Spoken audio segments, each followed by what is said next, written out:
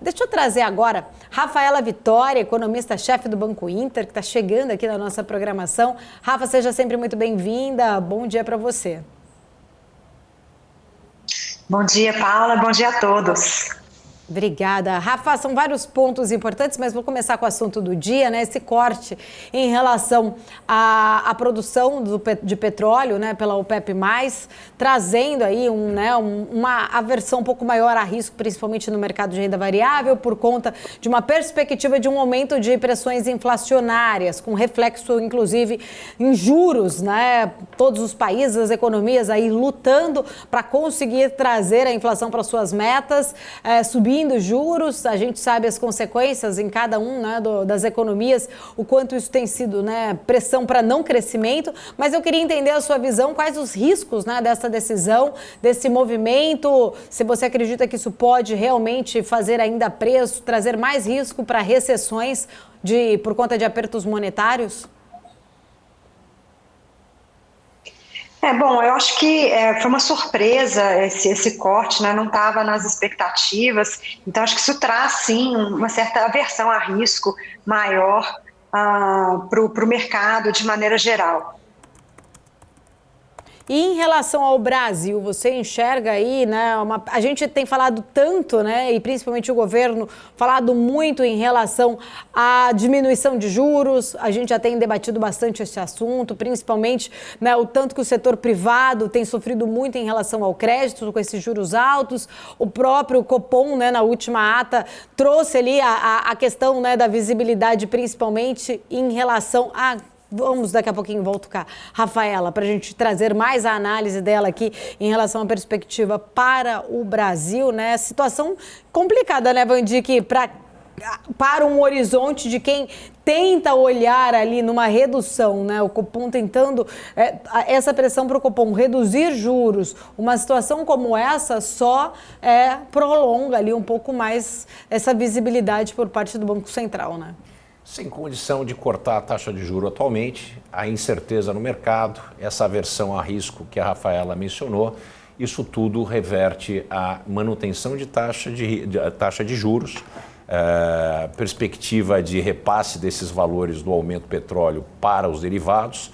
O Brasil é um país cujo modal principal é o rodoviário. A gente sabe o que acontece para tudo que é consumido num país continental. Uhum. Portanto, tá aí. A notícia não é boa.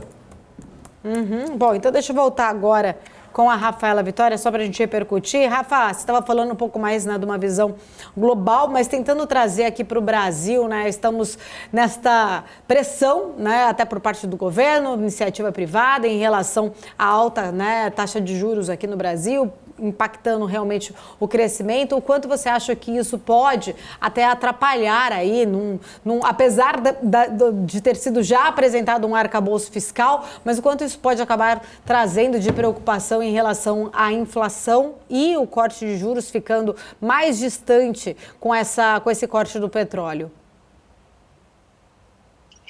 Não necessariamente. Eu acho que realmente a gente está nesse momento digerindo essa notícia, né? Como eu falei, mais aversão a risco, o impacto inicial foi de uma alta na cotação do petróleo, mas se a gente acompanhar o movimento do petróleo nos últimos meses, é um movimento de queda, e uma queda bem significativa em relação à média do ano passado. Então, o patamar de petróleo hoje, mesmo voltando ali para $80, se a gente assumir que ele ainda vai subir um pouco mais nos próximos meses, não deveria ser um patamar que é um trigger para que a gente tenha alguma mudança na política monetária.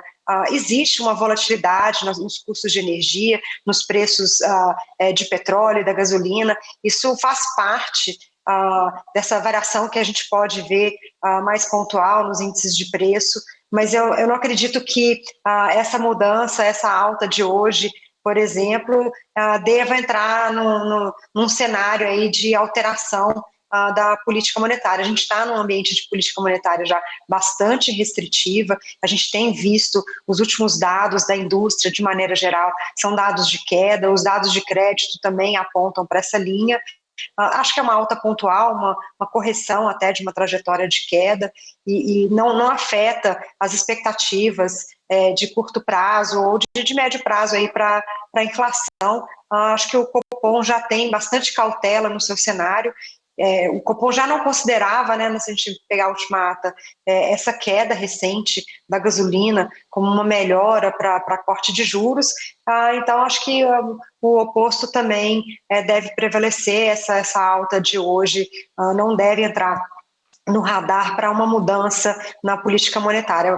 A Selic já está em patamar bastante restritivo e a gente não deve ter alteração. Eu acho que a gente olha essa tendência mais de médio prazo, mesmo, né, um petróleo aí a 80, 90, a gente ainda está abaixo da média do ano passado e isso deve continuar refletindo em custos de produção mais baixos, né, como a gente viu a última leitura do IGPM, que acumula aí praticamente zero em 12 meses.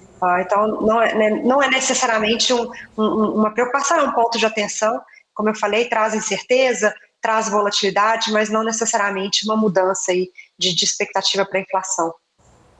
Maravilha. Rafa, só para a gente, né, eu queria entender um pouco da sua visão. A gente teve a apresentação do arcabouço fiscal na semana passada, o texto ele ainda vai, né, ser votado na Câmara, da forma do qual ele foi apresentado ali, né, trazendo muito mais uma visibilidade até em zerar esse déficit em 2024, ter ali um superávit já a partir de 2025 de 0,5 ponto percentual do PIB, depois 1% em 2026, falando muito mais até no aumento da arrecadação e não em corte de gastos. Até a própria ministra do Planejamento ali não soube, né, na hora ali da coletiva, falar exatamente quais eram os gastos permanentes, né, que responde aí por 90% do orçamento, e ao mesmo tempo o próprio ministro da Fazenda disse que não vê isso, né, não vê ali uma possibilidade de aumentar juros, porque já não haveria esse espaço, né, que não teria esse aumento da carga tributária.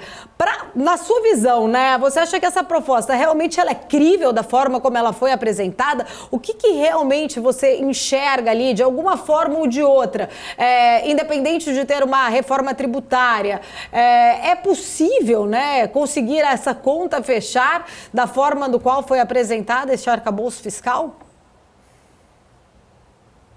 É possível, mas é muito difícil.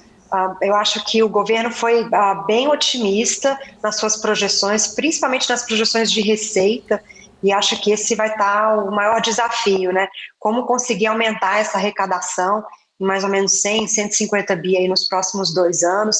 Esse, sem dúvida, vai ser o maior desafio. A gente viu aí ventilada ao longo do final de semana algumas medidas, e o que a gente pode perceber de algumas reações é que vão ser muitas brigas, né? Se a gente tiver aí 10 medidas, serão 10 brigas com 10 setores diferentes que não querem, né, voltar a ter uma reoneração ou ter uma nova oneração.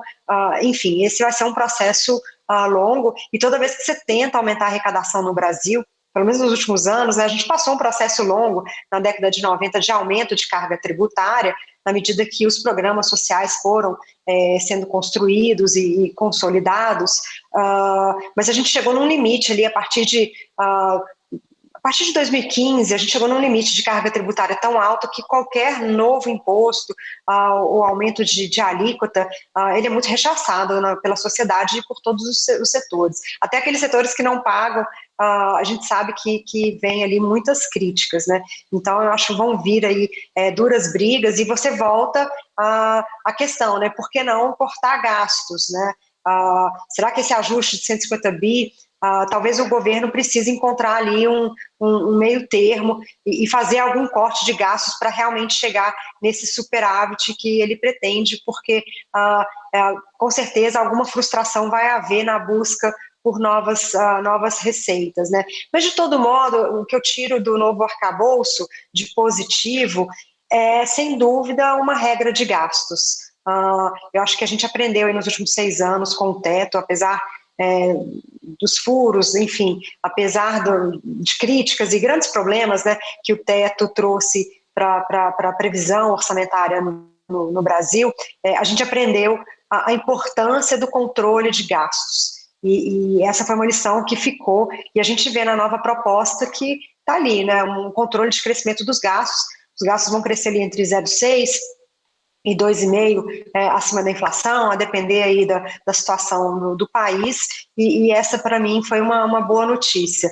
De novo, também existem desafios, porque alguns gastos ainda crescem e podem crescer acima desse patamar, um exemplo aí da Previdência, né, que pode ter um crescimento real acima disso, isso vai fazer com que o governo faça revisão de outros gastos, mas eu acho que esse é um bom ponto aí que a nova regra trouxe, que é esse aprendizado, que o controle de gastos ele precisa estar presente nesse novo arcabouço.